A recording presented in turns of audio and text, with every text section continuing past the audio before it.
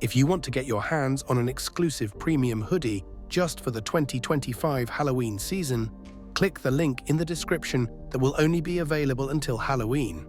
I've been with my company now for a good amount of time, about 6 years. Thanks to the time I've put in, I have seniority over the other associates, plus more training and credentials.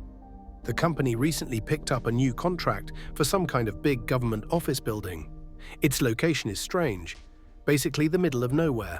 I won't give exact locations, but imagine a giant 6-story building surrounded by a huge parking lot, fenced in by a 10-foot metal fence topped with barbed wire. There's only one way in and one way out where the lot meets a side road. That side road is about 3 miles from the main road that leads to the highway. Beyond the fence, it's all woods. No buildings or houses for miles. Because of my seniority, I usually pick mornings or evenings and have weekends off.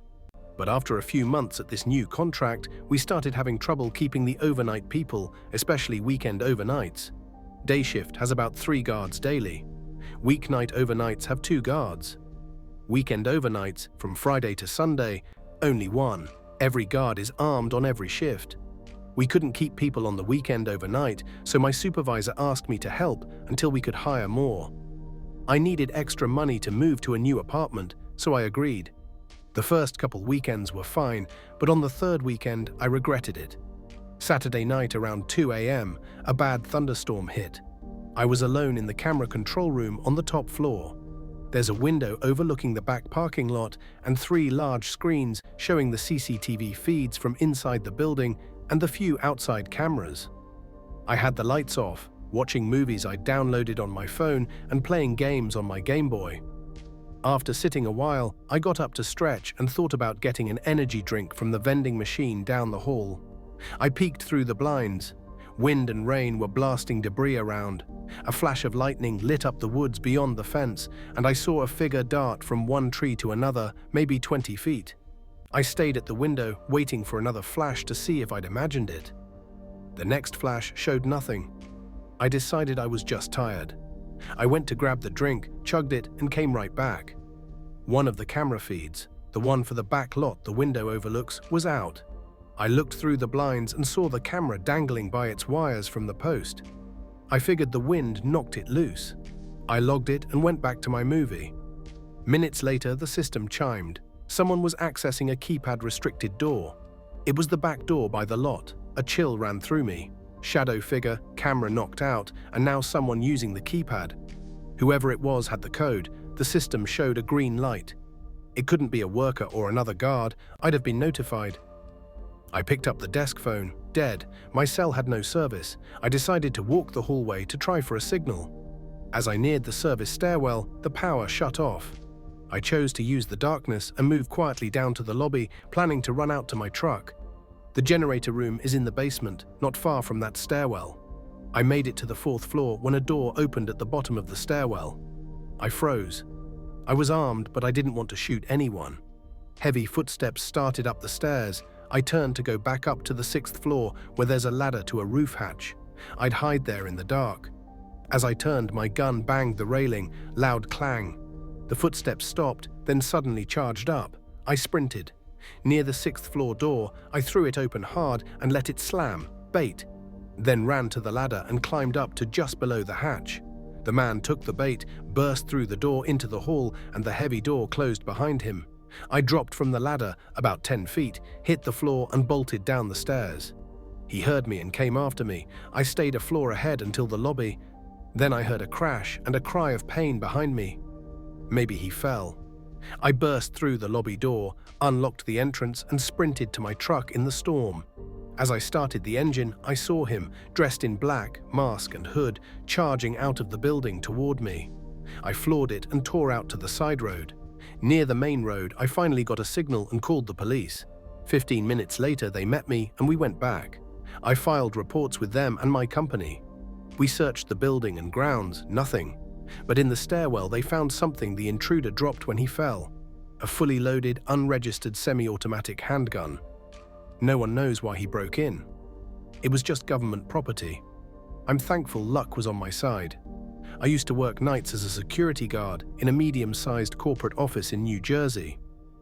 Nights were usually boring and quiet, which is why one night sticks with me. Around midnight, after the last employees left, I was alone with the glow of the monitors.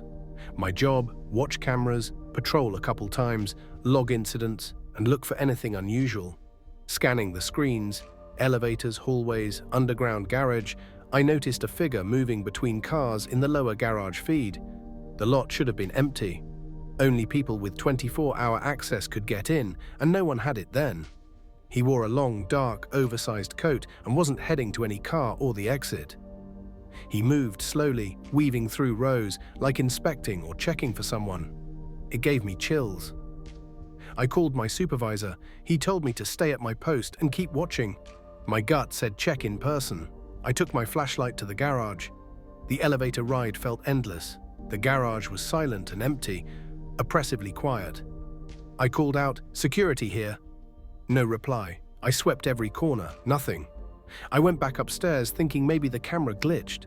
But when I sat down, there he was again, in the exact same spot, like he never moved. My stomach dropped. He couldn't have gotten back there without me seeing him. Supervisor said, "Keep watching, don't approach." For 20 minutes I watched him wander toward the stairwell to upper floors. He paused often, looking over his shoulder, then disappeared from camera just before the door. I checked other feeds. Hallways, elevator lobbies, rooftop access. Nothing. It was impossible for him to vanish that fast. I stayed put until the elevator dinged in the lobby. No one inside, but wet footprints led out, bare feet. It was freezing outside. If he was in the building, he could be anywhere. I called off-site patrol for backup, then, probably a mistake, took the elevator to the 5th floor for a patrol. In the hallway, one office door was slightly ajar, though it should be locked. Inside was empty. Back in the hall, I heard footsteps behind me, heavy, wet, uneven, moving fast. I swung the flashlight and caught a glimpse of the dark coat at the end of the hall. He wasn't running, but walking quickly with purpose. He'd been following me, hiding just out of sight. I ran to the stairwell, slammed the door and listened. The footsteps stopped. When patrol arrived, we swept the building. Empty. No sign of the intruder, no footprints, nothing. The camera footage from when he appeared was corrupted. There was a gap. I quit within a month. Ever since, parking garages and empty office buildings make me anxious. I know it wasn't supernatural. It was a real person, a stalker. Not knowing how he got in or what he wanted still haunts me. This happened to me a few days ago, my first night of training as a mobile security guard in the Greater Toronto area. A mobile guard drives to sites for checks and alarms. This incident was at a pharmacy medical clinic in Mississauga. My supervisor was showing me patrols, reports, disarming fire alarms, etc. Usually dispatch radios us if there's an alarm, but this was a regular perimeter patrol, no alarm. We arrived around 1:15 a.m. Immediately, two things were wrong. The underground garage door was left open and the front door was busted. How is this possible? If somebody broke in, the alarm should be on, my supervisor said. We stepped in cautiously. The elevator panel showed floors lighting up, G, 1, 2, 3, then stopping at 4, the top floor. Someone was there. He pulled his baton. I felt sick and started breathing hard. We rode up to 4. It was extremely dark. We turned on lights and checked rooms, sticking together. No one. Then we heard footsteps going down the stairwell. We were about to chase, but the footsteps stopped. Silence. My supervisor radioed dispatch. We need immediate backup. Someone's in the building with us, hiding downstairs, possibly armed, waiting to ambush. Dispatch told us to stay put and wait. My supervisor began to panic. I tried to reassure him. We couldn't just run. The suspect was likely on the ground floor and could block the elevator or wait at the corner. 15 minutes later, we heard the front door open. Our senior supervisor arrived and called security. We met him upstairs and swept the building with him, every floor, every room. Nothing. While we were checking the 3rd floor, we heard the front door again and footsteps running outside. By the time we reached the ground floor, the suspect was gone. We were stunned. Either the person had an excellent hiding spot or the place was haunted. It was the most terrifying experience of my life. I'm scheduled to return this weekend for site visitation, this time alone, as I'll be trained by then.